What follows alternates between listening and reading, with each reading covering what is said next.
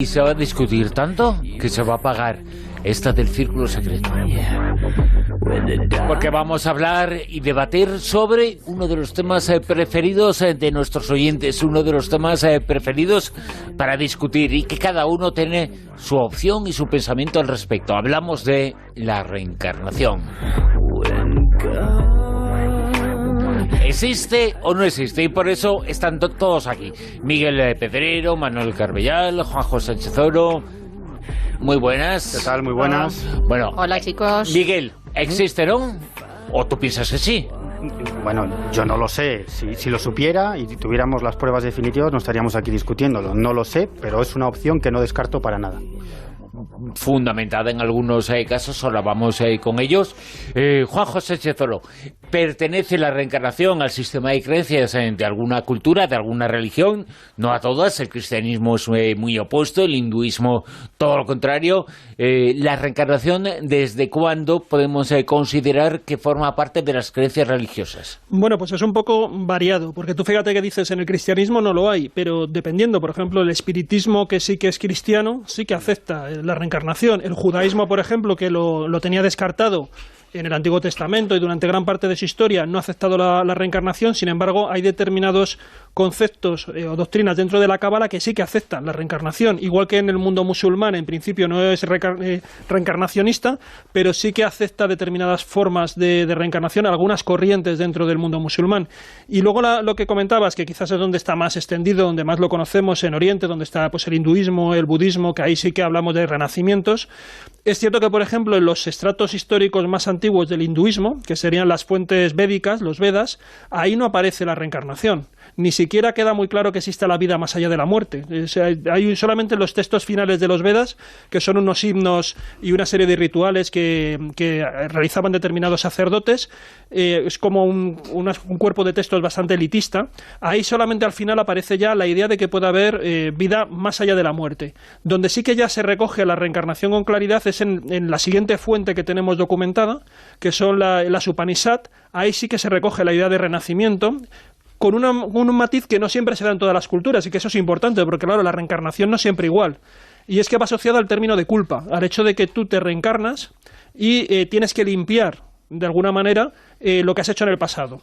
Esa idea del renacimiento asociada a la idea de culpa no está en todas las culturas, es un elemento bastante original. Por eso digo que varía mucho y que en algunos sitios ha tenido su momento de gloria. Los griegos antiguos tenían en algunos, por ejemplo, Platón defiende cierta forma lo que llama la metempsicosis, cierta forma también de transmigración de las almas. Hubo una frase que hace muchos años me dijo alguien que se me quedó muy grabada, y es que no hay penitencia sin conciencia de culpa. Esa frase le dijo Manuel Carbellal. Muy buenas. Muy buenas. Tú eres de los opuestos filosóficamente a la reencarnación, ¿no? Vamos, te lo digo en 4 palabras. Aunque existiese, no existe. Y te lo explico. Venga. Es decir, en 20 minutos. En 20 minutos yo creo que lo puedes explicar. Muy filosófico. Claro, a ver, yo comprendo perfectamente... Versión resumida, ¿eh? Comprendo perfectamente que en una cultura como la hindú, con un sistema de castas brutal, terrible, las castas inferiores, que saben que en toda su vida no van a tener la opción de prosperar, la creencia en que van a volver a encarnar les da consuelo, es tremendamente consoladora. Entonces entiendo que en ese contexto, porque las creencias religiosas tienen su momento y tienen su lugar, no nacen porque sí espontáneamente, pero profundizando en la idea de la reencarnación, lo que todos creemos que es la reencarnación, parece muy razonable. Yo no voy a tener tiempo en esta vida para recibir todas las enseñanzas, para aprender todas las cosas que puedo aprender. Luego, lógicamente, tengo que volver en otra vida para aprender más. Aunque eso fuese cierto, es falso, porque independientemente de que existiese o no un espíritu, un ánima, un ente que fuese tomando distintos cuerpos, hoy por hoy, quienes nos están escuchando y los que estamos hablando aquí somos Miguel, somos Juanjo, Silvia, Bruno y yo, nuestra individualidad. Y eso no va a volver a existir ni ha existido antes. Porque igual que no tenemos conciencia de haber existido antes, no la vamos a tener después. Y no solo eso, por sintetizar. Es decir, yo me voy a morir, Manuel va a desaparecer y no va a existir nunca más. Aunque luego se reencarne en Juanita la de Lorca. Porque Juanita la de Lorca no es Manuel. Es otra individualidad, con otra vida, con otras experiencias. No soy yo no tengo nada que ver con ella. Y además, esa frase que mencionabas tiene que ver con ese concepto que va ligado indivisiblemente de la reencarnación, que es el karma, la ley del karma. En función de los actos que tú realices en esta vida, así va a ser la próxima encarnación. Y tú tienes ahora esta baraja, estas cartas que tienes en tu vida, por lo que has hecho en otra vida. A mí eso me parece tremendamente injusto, porque si yo aquí nací ciego, o cojo, o sordo, o manco, o pobre, o marginado, porque en la vida anterior fui rudo. Porque va a ser culpa de alguien que no eras tú, ¿no? Exactamente, claro. A eso me refiero. Por eso, de ahí viene eso de que yo no voy a aprender nada con ese castigo, porque yo no soy consciente de ese pecado que he cometido en otra vida. Por lo tanto, ni aunque exista, existe. Y la excusa que da algunos, ¿no? Es que estoy evolucionando, sí. Te importa un bledo el de al lado, porque tú comes frutas sanas, ¿no? ¡Hala! Hay que jorobarse. Claro, está evolucionando, no ha evolucionado todavía está en el mono. Claro, no, pero en ese concepto de evolucionar, ese concepto tan espiritual de la evolución es terrible, ¿eh? Yo he escuchado a personas que se autodefinen espirituales argumentos terroríficos, tremendamente crueles, sustentados en la reencarnación, como un resentimiento. Claro, es que, hombre, los judíos cuando los gaseaban es porque en otra vida habrían hecho algo. ¡Ostras! Claro, esto lo he escuchado yo a una contactada, mía. Además recuerdo en Gerona, en la pensión del OVNI, que me quedaba flipado, ¿no? Lo que le ha pasado a Gabriel, a este niño, hombre, algo habrá hecho. Claro, porque claro, tiene que haber una ley universal de karma, que es la causa y el efecto. Entonces, si hay un efecto, es porque hubo una causa. Hombre, no me jodas. Es que hay un matiz, solo una cosa muy, ya dejo a Miguel, muy rápida, que está relacionado con esto, porque la mayoría de las religiones dominantes que conocemos tienen un problema con lo que denominan la retribución del justo. Es decir, aquel que cumple todos los preceptos que dice la religión y, sin embargo, Dios no le premia con los parabienes que se supone corresponde a ese comportamiento del día a día de seguir todos esos preceptos. ¿Cómo lo ha resuelto el cristianismo? ¿Cómo lo resuelve el mundo musulmán? ¿Cómo lo resuelven los judíos? A través del concepto de resurrección. Es decir, te dan la esperanza de que vas a ser premiado en un momento dado, lo tiran, digamos, echan el balón hacia adelante y ahí te premiarán. Ya, eso es como lo de las pensiones, que sí, que ya te tocará. Claro, pero ¿cómo lo hace tú Oriente? Sigue trabajando, que ya ¿Cómo lo hace Oriente? A través de los renacimientos, que son mecanismos a través de los cuales tú te metes en esa rueda, ¿no? El samsara, esa rueda tal, donde te vas purificando y tu objetivo es salir de la rueda. Pero los dos están con el mismo problema, es la retribución del justo. Y lo mismo, el castigo del injusto. Y ahí tienen un problema teológico muy complicado y han tenido que crear la figura como el demonio, el tema de responsabilizar, el tema de la culpa que estamos comentando, etcétera, etcétera. A ver, pero luego hay casos, Miguel, que sí que hacen pensar, al margen de toda esa explicación filosófica que se puede hacer, sí que hay casos a través de hipnosis y de otras cosas que se pueden recuperar y que puedes decir, bueno, la reencarnación es una explicación a estos casos. Que siembran la duda. A ver, dos cuestiones. A ver, desde el punto de vista filosófico, que es lo que estaban hablando ahora Manuel y Juanjo, yo estoy de acuerdo en gran parte, en algunos puntos en desacuerdo. Es decir, estoy de acuerdo que la creencia en la reencarnación puede servir para justificar situaciones muy crueles. Eso es verdad, lo que decía Manuel. Alguien que nazca cojo o ciego y que se pueda justificar como que eso es propio del karma porque en otra vida has hecho algo terrible y en esta el karma te castiga. Bueno, es algo más complejo, ¿no? Por lo menos en ciertos ambientes reencarnacionistas como el espiritismo. No es tanto que tú recibas un castigo, sino que digamos que la razón de nuestra existencia en este planeta es aprender. Y que como el tiempo no existe, no pasa nada si solo tenemos que aprender en una vida o en 500. Es decir, nosotros tenemos que pasar, digamos que por ciertas situaciones en nuestra vida que nos pueden servir para aprender de esas experiencias y de este modo continuar, digamos, nuestra elevación de aprendizaje, ¿no? O elevación espiritual, que a mí es un concepto que no me gusta, Manuel, que no me gusta absolutamente nada, ¿no? Pero esta es la versión, no es, digamos, tan bruta como, no, soy cojo porque en una vida anterior... Es exactamente igual. Y además es igual de materialista porque considerar un problema físico es eso, no es un problema mental. Si puede ser una persona fantásticamente desarrollada y avanzada y mucho más espiritual que otros que no tengan ese hoy voy problema. 3 contra 1, pero dejarme acabar mi argumentación. Al menos en ese ambiente, en el ambiente reencarnacionista espiritista, no quiere decir que el cojo sea cojo porque ha hecho en una vida anterior. No. Quiere decir que el cojo es cojo porque ha elegido ser cojo. O sea, Stephen Hawking estuvo toda su vida metido en una silla de ruedas porque él eligió pasar por esa experiencia voluntariamente. Yo creo que si le dices eso a Hawkins, bueno, te escupiría en la cara porque no podría hacer mucho más. Pero sigue siendo tremendamente cruel, porque exterioriza la decisión. No, fuiste tú, tu ánima, tu espíritu, el que decidió pasar por esa experiencia para aprender. Pero escúchame, simplemente es una creencia que, digamos que en determinados ambientes tampoco, digamos que le pone la X o genera algún tipo de marginación sobre esas personas, ¿no? Para nada. Claro que no. Para nada. Entonces, bueno, es simplemente una creencia, ¿no? Igual que otras muchas, como la condenación eterna por lo que hagas en esta vida. O el purgatorio. Es simplemente una creencia. En cuanto a otra justificación que a mí es la que más daño me hace, ¿no? Eso de que, bueno, pues sí, te ha tocado morir en una guerra, ¿no? Pero no pasa nada, porque como todos vamos a vivir miles de vidas y todos tenemos que pasar por todas las experiencias posibles, pues en una vida nos tocará morir en una guerra y en otra pues ser el asesino. Ser el asesino, ser el presidente de los Estados Unidos, etcétera, etcétera.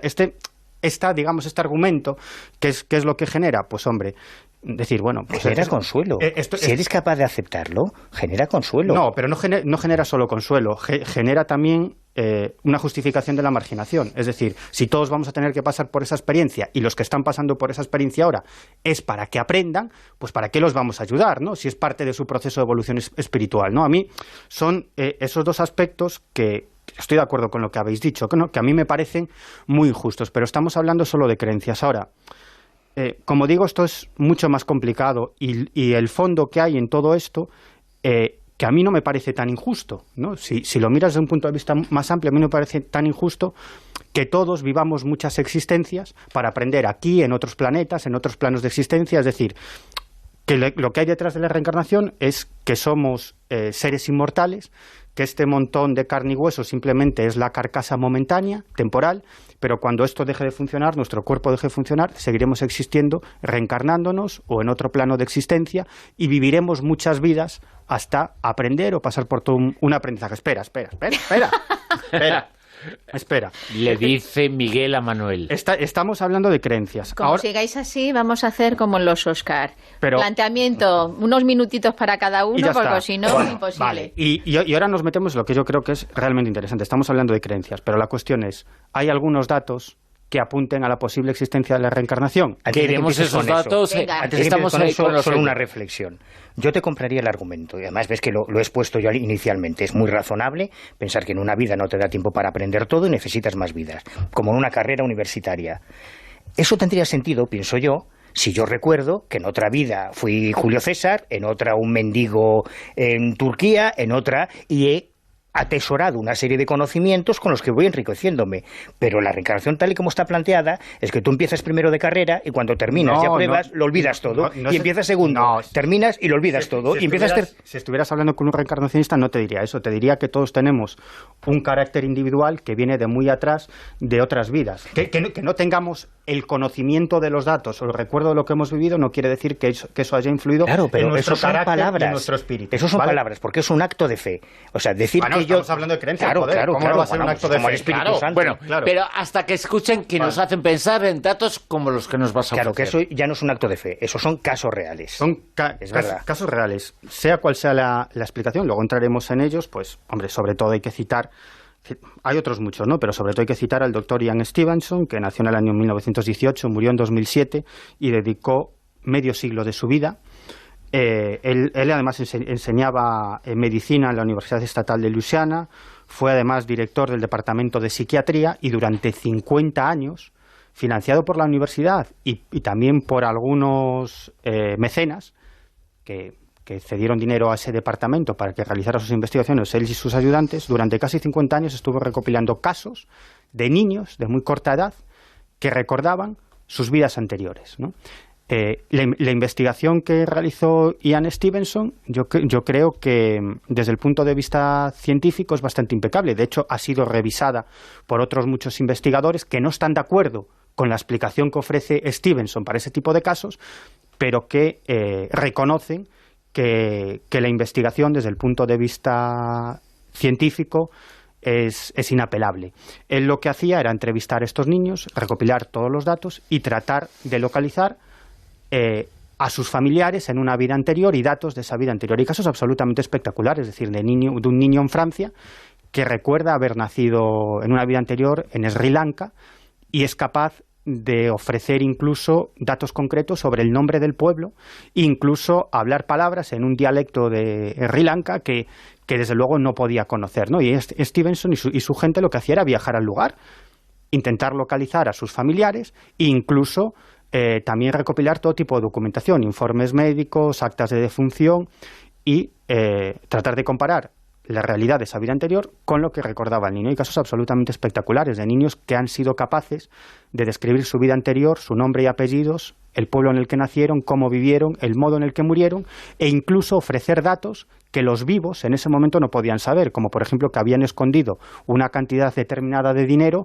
en el sótano, debajo de la madera cual, a tantos centímetros de la madera, es decir, datos muy concretos que luego se ha descubierto que era así, ¿no? Son casos, como digo, absolutamente espectaculares. Y uno de los ayudantes de Stevenson es otro médico psiquiatra que se llama Jim Tucker, que además digamos que es un poco el que ha seguido la senda que abrió Stevenson, y él, por ejemplo, lo que hizo un ejercicio muy interesante, ¿no? De todos los casos que recopilaron, dieron como ciertos, como casos, digamos, inexplicables que podrían apuntar a la reencarnación, 3.000, ¿no? De todo el universo de casos, 3.000. Lo que hizo Jim Tucker es tomar un universo de 1.100 casos, aquellos, digamos, más potentes, digamos, dentro de esos 3.000, y los analizó en base a 200 variables, ¿no? Y a partir de ahí trató de hallar algún común denominador entre todos esos datos, ¿no?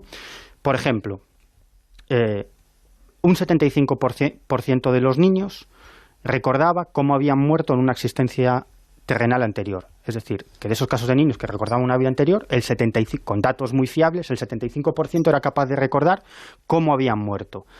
Y de ese 75%, la inmensa mayoría recordaban que habían muerto de causas no naturales. Es como si la muerte por algún tipo de accidente o situación terrible, digamos que hiciese que en la siguiente reencarnación esos niños recordaran esas muertes. Sí, algún trauma. Algún trauma, una muerte traumática hacía recordar más esas cuestiones. Por ejemplo, también comprobó que en un alto porcentaje de casos, bastante elevado, el modo de morir en una vida anterior tenía mucho que ver con las fobias en la actual. Es decir, niños que recordaban haber muerto por ahogamiento, pues tenían una fobia inexplicable a la playa, a la piscina, no querían ver el agua ni por asomo, ¿no? Que es algo muy llamativo. Estoy hablando de casos que han sido comprobados. Es decir, no es que un niño diga, no, yo recuerdo que en una vida anterior he muerto ahogado. No. Recordaba su nombre, apellido, cuáles eran sus familiares,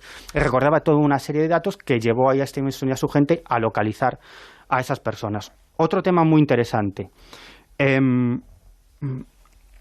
Y yo creo que esto, fíjate, de este universo de casos, un 18% de los mismos no solamente estaba basado en el testimonio de familiares, de vecinos, sino también en una ingente cantidad de documentación, que también avalaba estos casos.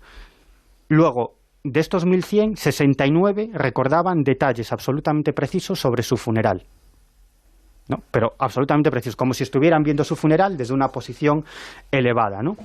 Y en 25 de estos casos se pudieron comprobar la veracidad de estos detalles hasta el extremo. Y luego hay otra serie de casos que también ha estudiado Jim Tucker y que a mí me parecen incluso más fascinantes, ¿no? Y son esas personas que no recuerdan solamente su vida anterior, sino que también recuerdan el espacio entre vidas.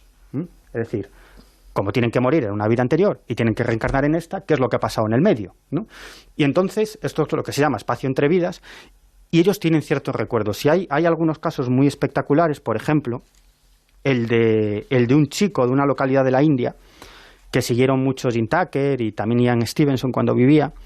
Este chaval, que había nacido, creo que en una localidad de Bangladesh, y recordaba que había vivido en la India en una vida anterior, él describía detalles que ocurrían en su familia después de su muerte. Él decía que estaba en un plano extraño, como en un plano a medio camino, es decir, que no se iba hacia ningún lado, sino que estaba, digamos, como en forma de espíritu en esta realidad. Entonces él espiaba lo que hacía su familia, Y entonces él llegaba a describir pues casamientos que tuvieron lugar después, 2 hijos que tuvieron después sus padres, incluso una cosa que su hermano se escapaba por las noches y se iba de fiesta, un hermano que tenía, e incluso llegó a aparecerse en sueños a su madre para avisarle de lo que estaba sucediendo. Y su madre, cuando la entrevistó Ian Stevenson, dijo que efectivamente recordaba que en un sueño se le había aparecido su hijo y le había advertido de lo que hacía su hermano, y era así. Planteados estos casos, muy rápidamente, en un minuto, Juanjo, Manuel, ¿tienen explicación estas cosas? ¿Hay una explicación científica a estos testimonios, a estas evidencias? Yo creo que lo que tienen es interés. Yo lo veo de momento como una forma de narrativa que merece la pena estudiarse, porque hay que ver ahí un poco cómo van los flujos de información. Es cierto que Ian Stevenson han sido revisados algunos de sus casos y no coinciden. Por ejemplo, se le ha criticado en algunas cuestiones que aplicara el sesgo de confirmación, es decir, le llega la historia de un niño, se va a una localidad y trata de buscar biografías de personajes que se parezcan lo más posible a los datos que tiene ese supuesto niño reencarnado, haciendo determinadas salvedades, porque bueno, es lo que suele ocurrir, se queda con las coincidencias, por de ahí aplicarse el sesgo de confirmación, y las cosas que no coinciden, bueno, pues se achacan a que la reencarnación produce una memoria distorsionada, etcétera, etcétera. Pero yo digo que sí que tienen interés los casos, porque ahí hay una historia. Pero no muy... lo esconde, Ian Stevenson no esconde aquello que no coincide. Hay solamente una cosa, tú has hecho una descripción muy completa de su trabajo, añadiría un aspecto más que él estuvo estudiando, las marcas de reencarnación. Sí, es algo que no me ha dado tiempo a contar. Incluso la cuadrícula de las personas, a ver, del cuerpo de la persona, para ver exactamente dónde se habían producido determinadas marcas. Manuel, rápidamente, para finalizar, explicación, ¿tienen estos casos sí o no? Probablemente más de una. Porque yo entiendo que lo primero que hay que hacer al enfrentarte a todo fenómeno paranormal es aislar el fenómeno, es decir, tener evidencias de que realmente estamos hablando de un fenómeno real. Yo no he investigado los casos de Stevenson, no puedo opinar, pero supongamos, estoy abierto a aceptar que existen esos casos no explicados, extraños. Y fíjate una cosa, que Stevenson no era creyente en la reencarnación cuando empezó a investigar. Claro. Es decir, que se convenció luego. No se trata tanto de las creencias como de la calidad como investigador, que eso es lo realmente importante. Pero es que luego hay un montón de explicaciones posibles. Mira, la idea de la reencarnación fue muy popular en los años 50 y 60. Casos, muy complicado, ¿eh? Muy complicado. Miguel, la teoría de la latife, la teoría sintérgica de Jacobo Grinberg, la teoría de los campos morfogenéticos. Hay un montón de teorías que también se podrían aplicar a estos casos suponiendo que fuesen reales. Los campos morfogenéticos, más increíble que la reencarnación todavía. Bueno, es un tema que propicia desde luego el debate, que la gente opine. Almohadilla Rosavientos en 20, y queremos saber qué es lo que piensan nuestros oyentes. Gracias a todos. Muchas gracias. Hasta la próxima. Hasta mañana.